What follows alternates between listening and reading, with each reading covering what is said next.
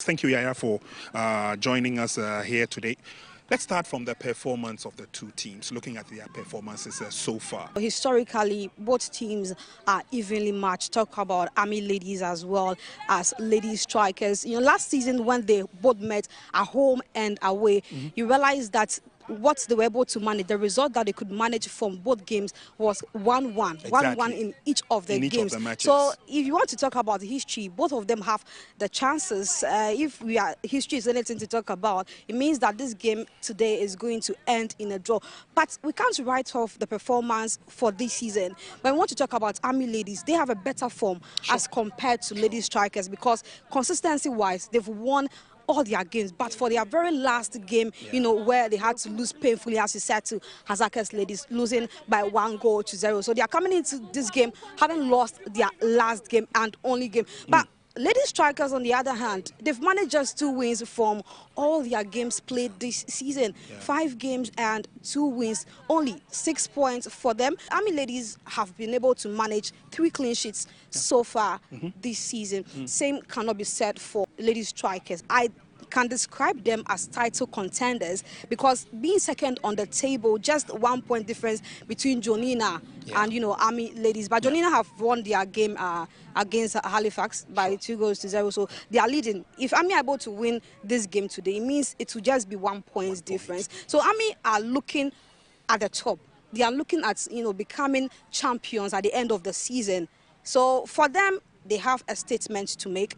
For Ladystrikers as well, there is urgency because I've started. If I have just 6 points and I don't keep pushing, what could happen to me? Very soon, the round 1 is going to end. We are going to zoom into the second round. What is going to happen to me along the line? So there's urgency. First half.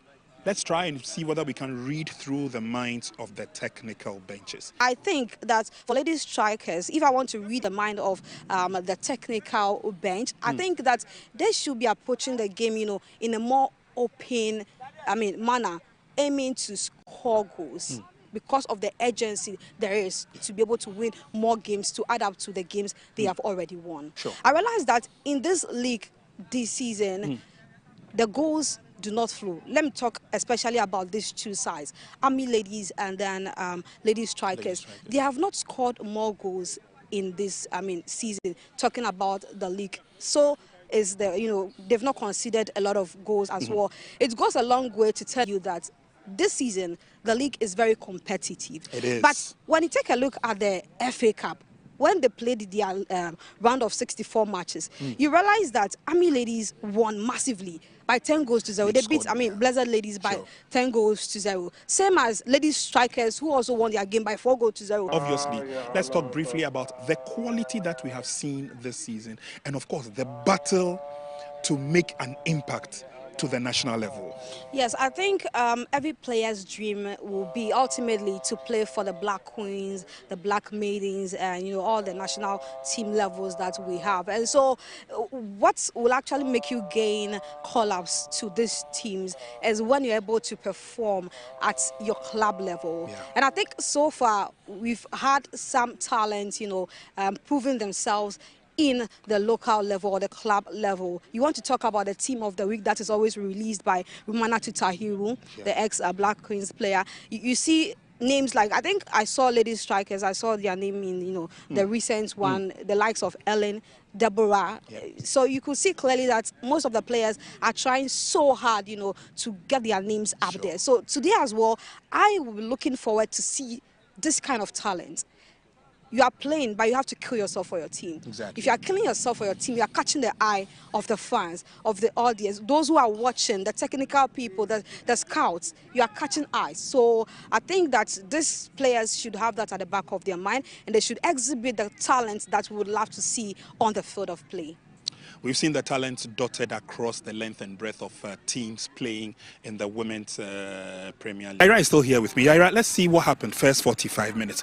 Share your thoughts with us. Yeah, so at the blast of the whistle, I saw a lot of resilience on the part of Ladystrikers. They started with so much, confidence on the attack. You talk about the Adams, Asana Bashiba. In fact, just as expected, they opened up the play. They opened up, and I told you that if they're able to score within the first few minutes of the game, they should be able to punish, Army ladies. And we could see that after scoring, they had to strengthen their defense for the first half. If you should ask me about whether I enjoyed the game, I really did enjoy the game. And I'm sure anyone watching this game today should also enjoy it. This is, pressure from both sides. Everyone tried to make a statement for themselves. This is the Ghana Women's Premier League we should be enjoying at this point. What do they do to come back into the game in the second 45? At this point, honestly, the home advantage should help them. The pep talks we are seeing going on right now should also help them. You know, you have senior men coming to talk to you. Exactly. Why should you lose the game?